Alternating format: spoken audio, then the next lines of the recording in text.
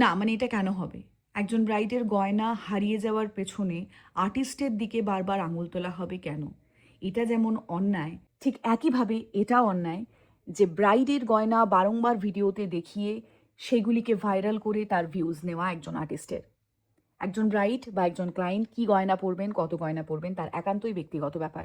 আর্টিস্টের ভিডিওতে কাজ থাকা উচিত তার নিজের মেকআপের, তিনি কিভাবে কাজ করছেন, ক্লায়েন্টের রিভিউ থাকতে পারে।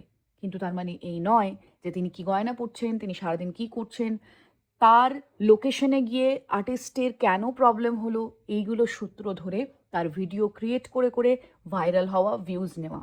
এটাও সমান অন্যায়। যে সমস্ত আর্টিস্টরা ভেন্যুতে যাচ্ছেন, গিয়ে সমস্যায় পড়ছেন, তারপর সেখান থেকে কাজ করে আসছেন, সমস্যা হতেই পারে। সেই সমস্যা সমাধানের জন্য অন্য রাস্তা নিন। বারবার সেই জিনিসগুলিকে সোশ্যাল মিডিয়ার প্ল্যাটফর্মে তুলে ভিডিওগুলোকে ভাইরাল করার একটা সূত্র খুঁজে বের করবেন না। আমরা সকলেই জানি বিয়েবাড়ি মানেই একাধিক অনুষ্ঠান, তাহলে সেই বুঝেই আপনার লোকেশন অনুযায়ী বুকিং নেওয়া উচিত।